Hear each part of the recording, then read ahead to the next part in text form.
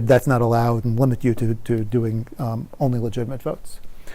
Okay, so I'm going to talk about how we do this ballotless tallying here, and I'll talk about it in terms of this fancy thing called homomorphic encryption. And this is, when I talked about this before election directors in DC, I wouldn't do this, right? This is math. So anybody who's scared of math, you just sort of let your mind wander for about 3 slides, and I promise we'll get back to other easier things soon. But we'll do a little bit of math. This is a sophisticated audience. You can handle it, I'm sure. So here's one basic means of encryption that's commonly used. RSA, I've talked about it with some of you. Basically, the approach is you have something here, a message, a vote. Something that's here is X1. And the way that you encrypt that to produce Z1, which is the encryption of the vote, is you raise it to a power. That's all you have to worry about now. There's a little bit more to it, but not that much more. So now if I take 2 different messages, 2 different votes, and encrypt them, I get 2 different encryptions.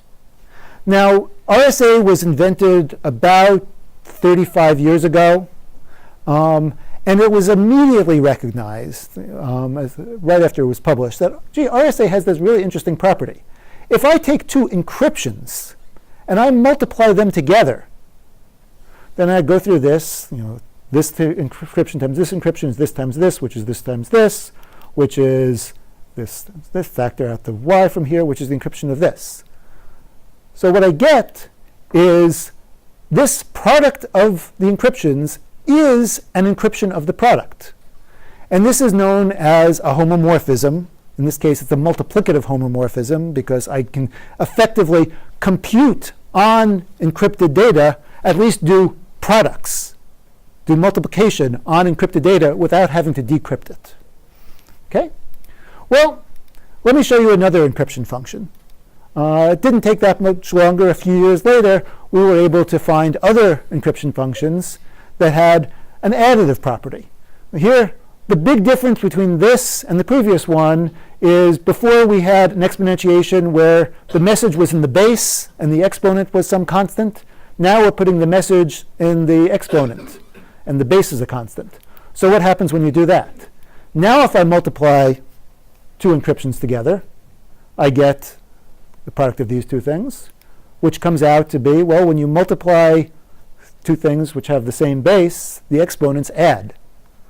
So now this product of 2 encryptions is an encryption of the sum.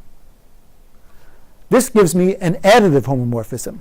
I can now produce sums of values in the plain text domain without having to decrypt them. I can get an encryption of the sum of things without having to take them apart, decrypt them, sum them, and then re-encrypt them. Okay? Now, this is all technology. Multiplicative homomorphisms, additive homomorphisms, 30 plus years old. It's been sort of a holy grail in this field for a long time to try to do both together. Because if you could do both together on the same data with the same encryption, then addition and multiplication basically allows you to do arbitrary computation on encrypted data.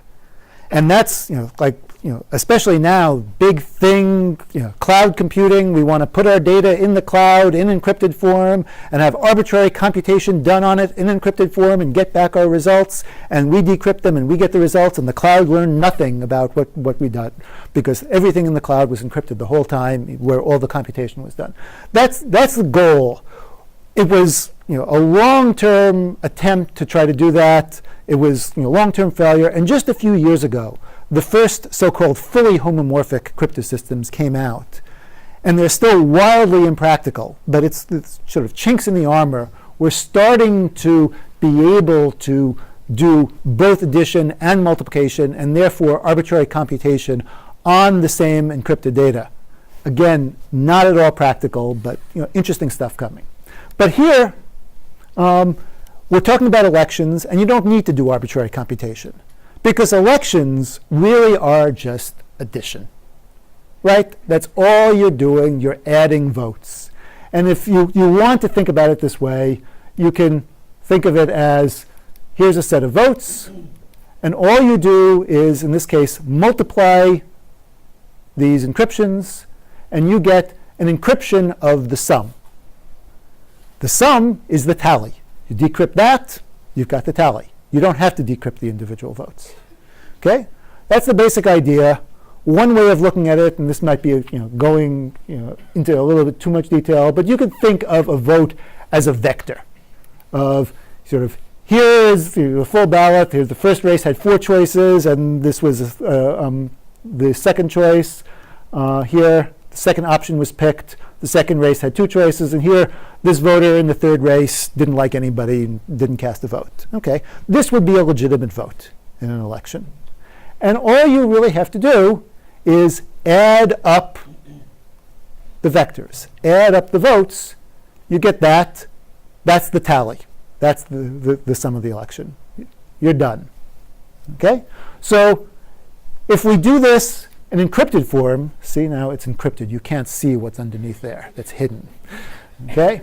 Do it in encrypted form, we don't add anymore. What we're doing is multiplying these encrypted votes, and we get an encryption of the sum, and then we decrypt just that. That represents the sum without our ever having to decrypt these things. Okay? So that's a way we can turn the encrypted votes into a decrypted tally without decrypting the individual votes. And we still get something that matches that without having to open that up. Okay. There. So I'm going to talk a little bit about this other approach, this shaking approach, this mix-based approach, which is basically to shuffle the encrypted ballots. We're going to keep the ballots, preserve them in this form, but we have to change each one to different representations of the same ballot. Because if you have it and then you open it, somebody saw what went in, they say, oh, here's how this thing is opened. They know how you voted. They saw this was your vote. So what we do is take the set of ballots, change them all to equivalent ballots that look different, but they are equivalent, and then mix them up. So the basic trick here is, suppose I take Alice's vote and I encrypt it. And here's a null vote, a vote for all zeros. If I encrypt that, now I use the same product trick. Well, I'm just adding things up. Oops, I'm adding things up. So I get here a different encryption of Alice's vote. By just multiplying an encryption of all zeros, and here I get another encryption of the same thing. So I've basically re-encrypted. I didn't even have to know what Alice's vote is. I didn't have to have the ability to decrypt. I just encrypted some vote of all zeros, multiplied that in, and I changed Alice's ballot to a different encryption of the same vote. That's the whole trick there. So what each shuffler has to do in this process is prove that its output is a permutation of the inputs re-encrypted. And you just keep on shuffling. And the idea is that as many people as you want to allow can come and shuffle, and they just, a shuffle is good as long as you prove that you've done a correct shuffle. So you can invite everybody, all the candidates, any observer, anybody who wants to give the box a good shuffle, it's no problem. There's no harm if somebody comes up and says, well, it's my turn to shuffle the box, and they go over and they just go, and they walk away. They haven't done any effective shuffling, they haven't added any randomness, but they haven't done any harm either. The ballots are still all there, they're unharmed. As long as the shuffling is not done incorrectly, you're fine. And you have to prove that you do it correctly or it doesn't count. So let me just show you quickly, in pictorial form, what this would look like. A single mix is an input ballot set that goes in, an output ballot set that comes out, and the way that it would work is you take the inputs, which are all actually just numbers after all. We're just talking about encryptions of things. You re-encrypt them by this process that I talked about to different encryptions of the same thing. You then go through exaggerated graphics and permute them, and that becomes the output. Okay? That's what a mix does. And you can just have lots of mixing, and if you do enough mixing, then you get to the end, and then the ballots can be opened, and nobody knows which ballot corresponds to which person. So what about this get to the end and open this up? One question that I kind of left over here is, who can decrypt? Wait, well, this is encryption. There's usually decryption that goes along. Where are the keys held? And this goes with both the mix thing, where after you mix, you have to open up the ballots, but also with the homomorphic mechanism, when you had all these ballots, these encrypted ballots summed up, then you had to decrypt the total. So there's somebody that has the keys that can decrypt. So who's going to have them? Isn't this a powerful position? Well, what we do in both of these systems is there's some predetermined group, parties, that have their own keys, and they share encryption keys and decryption keys used in the election. And you set this up with some threshold of key holders required to decrypt. So you can build this completely parameterized any way you want. Maybe there are 3 election trustees, and any 2 of them are enough to do a decryption.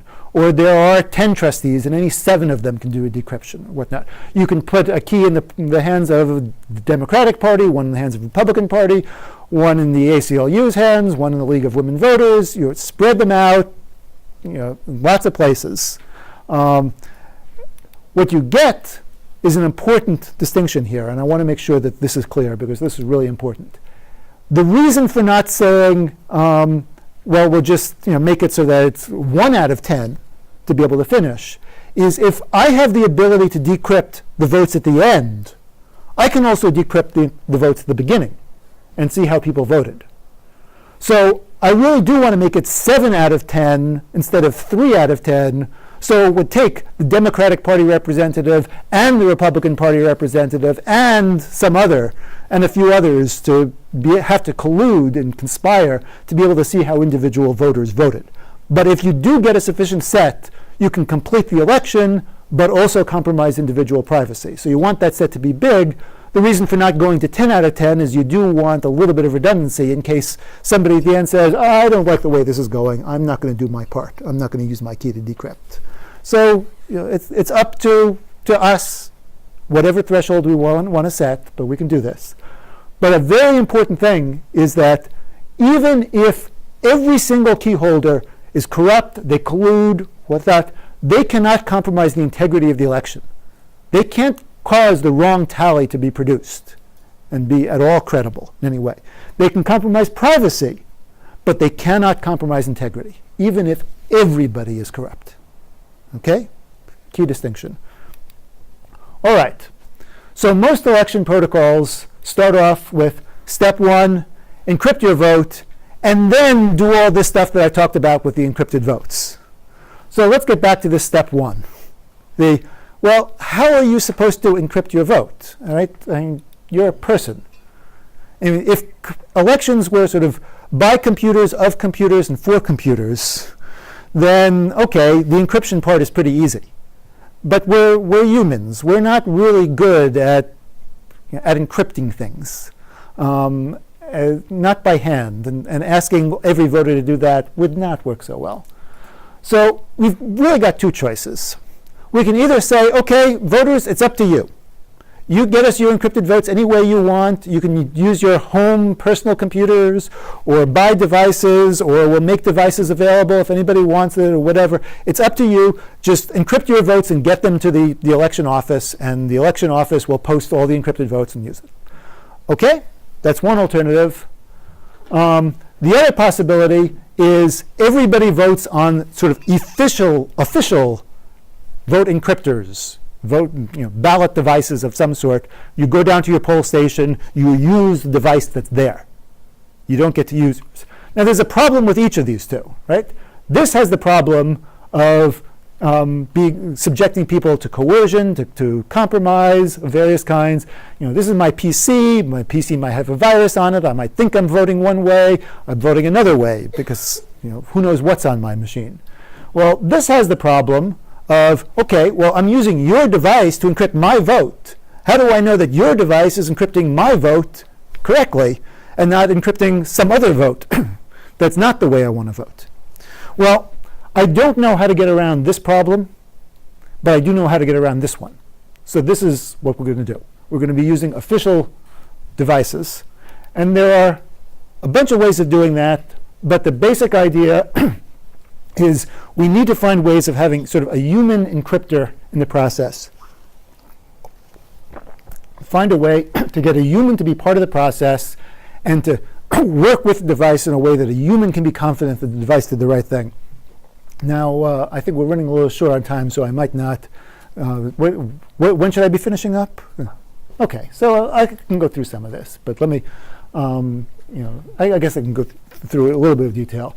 Here's sort of the most complicated, strongest cryptographic way of doing this. It has very strong properties.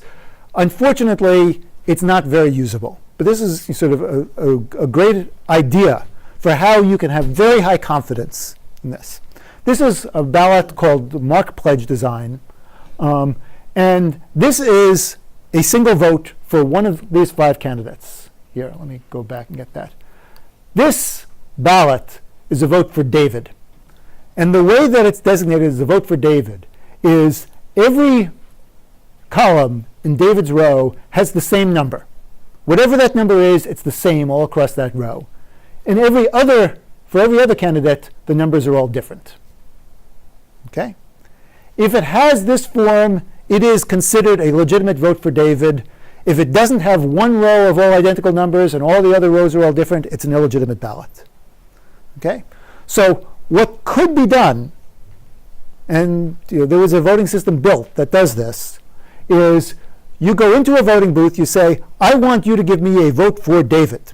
And you use this device, booth or whatever, the device is in front of you, and it will create an encryption of a whole array of numbers. You don't get to see any of these things. You just get to see the encryption. You get maybe a paper copy of the encryption, which you wouldn't be able to do anything with. Okay?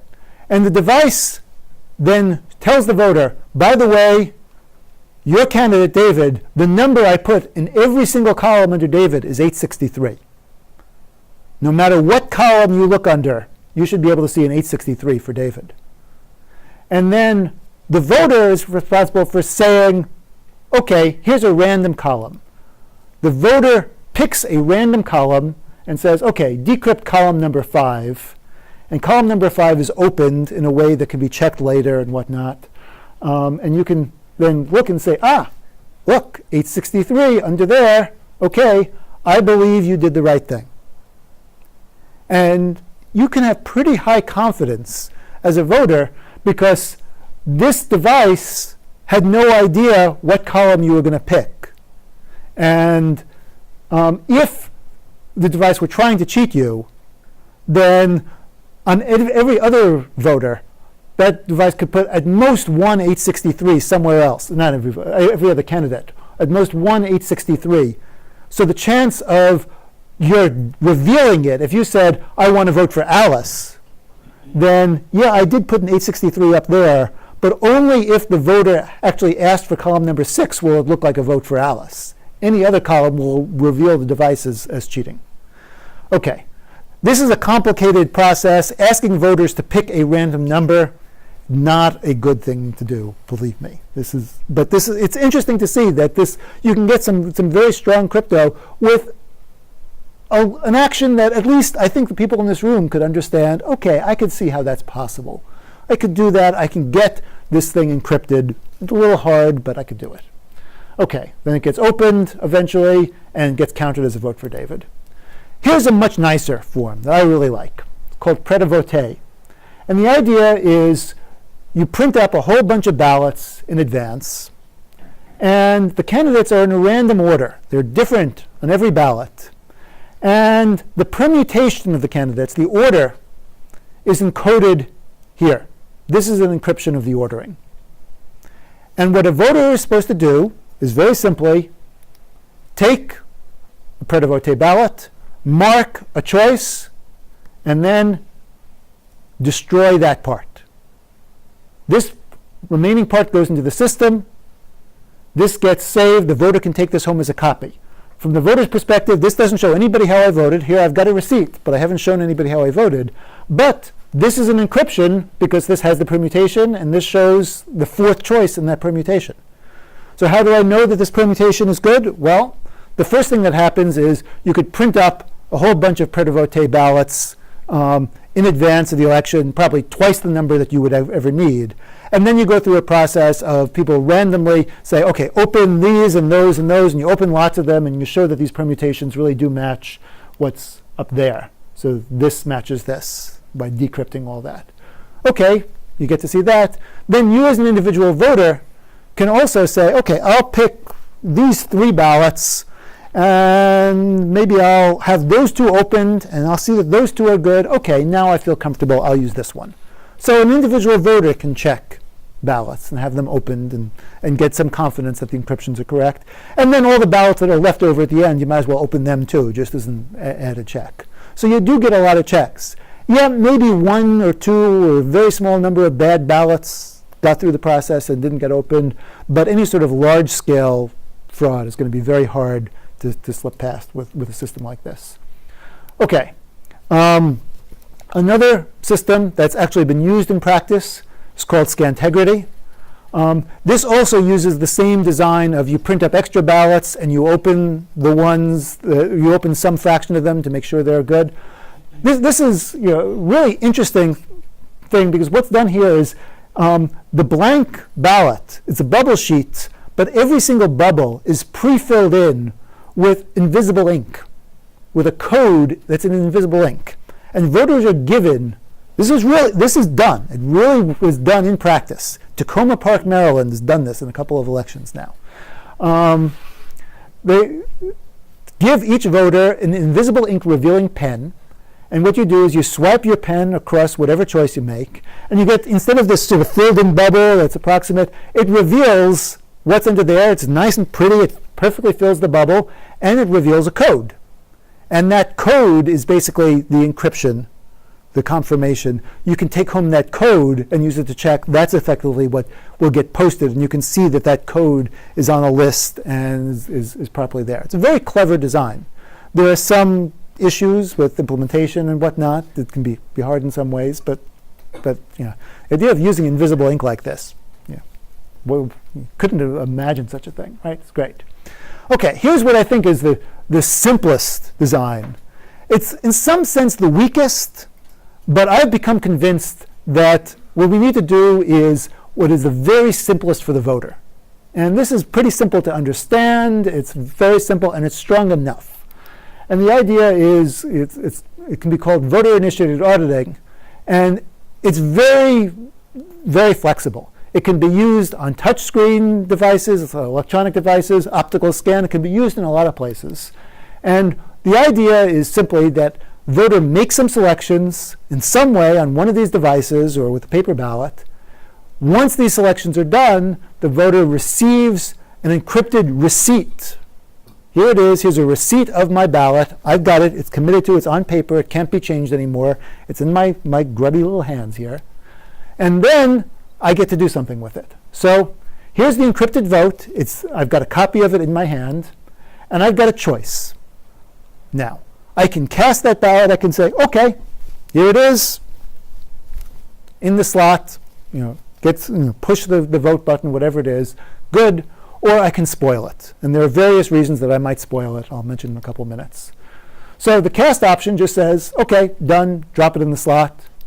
The spoil option says, okay, I decided I don't want to cast this ballot. Open it up. Show me what's there. Show me what's inside. Show me that it's properly a vote that I'm expecting. Show me that it's a vote for Alice, and this, the randomness is this, so that I can check and make sure that it's properly encrypted. Show me everything. Okay? Now, when this idea is instantiated on an electronic voting device, you get something that looks a lot like a system called Helios that exists in practice. I'll mention a little bit more of it on the next slide. Helios is a voting system that you can use for your own elections. It's it's a web application. It's used for remote voting in lots of places. When you use this on an optical scanner, you get a system called verified optical scan. Okay, so let me talk a little bit about real-world deployments of this. So Helios, as I mentioned, built on this basic design. You use voter-initiated auditing up front. You use homomorphic encryption on the back end. It was used in an election in the Université Catholique de Louvain in Belgium to elect the university president there. Not the student body president, the actual president of the university. It was a real election that mattered. Yeah. This was about 25,000 people in that. There's sort of fascinating sort of the real world experiences of making this happen if you read about it. It's great. It's used for student government elections in Princeton. It's used by now several professional societies to, for the IACR, for instance, is the International Association for Cryptologic Research. We use it to elect our board of directors, and other professional societies are starting to use this because from the user point of view, it's just, here's a little web application. You take it home. You don't take it home. You have it.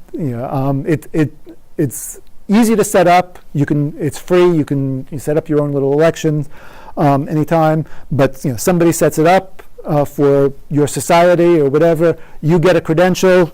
You go to this website, and the website has a little client in it that'll keep you from doing things like overvoting or whatnot, because you can't click both simultaneously unless the election is set up to allow you to click more than one candidate in each race, something like that. So you're protected from overvotes and other such things. This Scantegrity thing I mentioned was used in Tacoma Park, Maryland. It was used in municipal elections in 2009 and 2011. Maryland has a statewide system that's used for federal elections, so it wasn't used in 2010, but it's this invisible ink system, and it really has been used. They've got some interesting feedback. They made modifications. The second time they've done it, it really, it's starting. Okay. Veriscan, I will go through this pretty quickly, but when you apply the voter-initiated auditing, you get something which just looks like an optical scan ballot. No special marks, no invisible ink, nothing like that. You can have ballots that have no special properties. What you need is a somewhat enhanced ballot scanner. It's capable of reading the ballots and conditionally returning it, which every scanner in the US that's used in an election can do now, because they do that to check for overvotes and spit it back out. So that's already there. What they also have are receipt printers, but they're usually not voter facing. You want a receipt printer. It would be nice to have a display and choices. And let me just finish that, because with that, the effect is you go through, you scan your ballot, you get a receipt, and once you get the receipt, you can then say, okay, cast or spoil. Spoil causes it to spit back out. Got some nice properties. Anyway, this I shouldn't have put this after the real world deployment. I should have put it before, because this really hasn't had any real world deployment yet. But here's something that we hope will. In April, I was with a group of 7 experts in this area from various fields: cryptography, user interface people, people who are experts on audits and such. And we went to Travis County, Texas, which I had never heard of before, but it's where Austin is. Over 1 million people in Travis County. They have a very forward-looking election director who really wants to do things right. And we designed a system that met their needs that I'm pretty proud of, because I think it does a lot of good stuff. So the way it's designed is voters use electronic devices to say, this is how I want to vote. But they're not casting their votes on this. They're just using them to mark a ballot. And all they need from that is, once the ballot is marked, it doesn't have to be a full ballot anymore. It can just be, this is your choice for president, this is your choice for senator, this is your choice for governor, whatever. So it can be much shorter, the thing that comes out of this machine. So you make your choices, you get a marked ballot. It also gives you an encrypted receipt. Here's the piece of paper that commits. Okay? The voter can look at the printed ballot and either say, yep, this is fine, I'm going to drop it in the ballot box, I'm done, or can go back to voting officials, say, I don't like what I see for one reason or another. I decided I wanted to spoil it, or I think I made a mistake, or I don't think the choices on the ballot summary are correct. Go back and spoil it. Spoiling it acts as one of these challenges in the voter-initiated audit process and causes a check to be done effectively, causes that to be posted. So all the encrypted ballots are posted, but the only ones that are counted are those for which a paper ballot has been deposited. All the ones are posted, though, and the posted ones that are not, that have been posted because they were spoiled, get decrypted. And everybody can check that those decryptions are correct. So it's sort of part of the verification process. So what does it look like now from the voter's perspective? Well, you can build verifiable election systems that pretty much look exactly like election systems